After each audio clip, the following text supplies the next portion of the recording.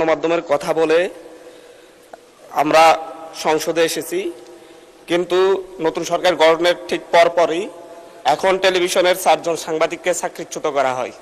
কোনো ধরনের কারণ দর্শানোর নোটিশ ছাড়াই তাদেরকে চাকরিচ্যুত করা হয়। পরবর্তীতে এই ধরনের চাকরিচ্যুতের সংখ্যা বিভিন্ন টেলিভিশনে যারা গণঅভ্যুত্থানের সাথে সংশ্লিষ্ট ছিল, যারা গণঅভ্যুত্থানের পক্ষে মতামত তৈরি করেছিল, তাদের অধিকাংশকে চাকরিচ্যুত করার এক ধারাবাহিকতা লক্ষ্য করা যাচ্ছে।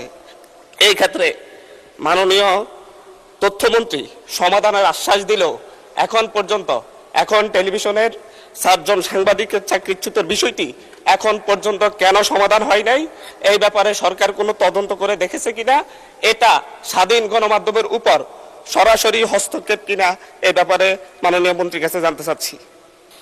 মাননীয় প্রতিমন্ত্রী। মাননীয় স্পিকার, আপনাকে ধন্যবাদ।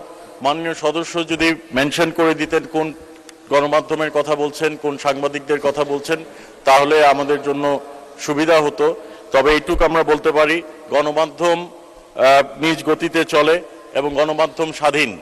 আমরা কোনো হস্তক্ষেপ বিগত সরকারের সময় আমরা দেখেছি, ফ্যাসিস্ট আমলে গণমাধ্যমের কোন নিউজ করবে কোন নিউজ করবে না সেই বিষয়ে হস্তক্ষেপ করত।